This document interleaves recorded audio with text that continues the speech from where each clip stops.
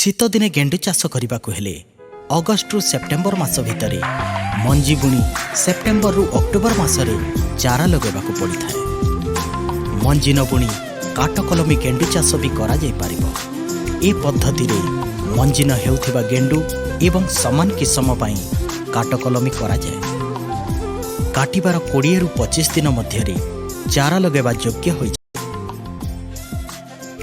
एथिपाई गछर अगरु 6 रु 10 centimetre lumbar डाल काटी 3-4 गोटी पत्र को रखी अन्य पत्र छिंडाई दिया जाए। एही कटा डाल को मोटा बाली सज्जारे लगाई छाई और पानी दिया जाए। चीर करिबा हार्मोन सेराडिक्स ए और रूटेक्स इत्यादि पकाइले शीघ्र अधिकरु अधिक चीर बाहरी थाए।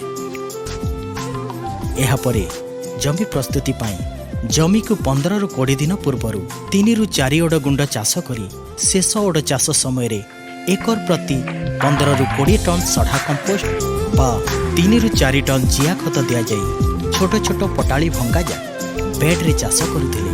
30 सेंटीमीटर जाए माटी को खोली वर्गमीटर प्रति 3 किलोग्राम सढ़ा कंपोस्ट 150 ग्राम सिंगल सुपर फास्फेट एवं 50 ग्राम म्यूरेट ऑफ पोटाश सार दिया जाए।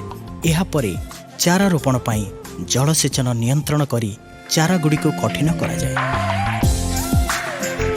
सुस्थ सबल निरोग एवं 4 रु 5 पत्र होइथिबा 10 रु 15 सेंटीमीटर उच्च 20 रु 25 दिनर चारा गुड़ी को ऊपर बेला लगाई जलसेचन करा जाए। गछ गुड़ी को ठीक व्यवधान रे लगाइले गछ हृष्टपृष्ट होई बढ़िबा सहित फूल भी अधिक होइथाए। गछ लगेबार 60 दिन परे गेंडु फूल संपूर्ण भाव में फुटी जाए।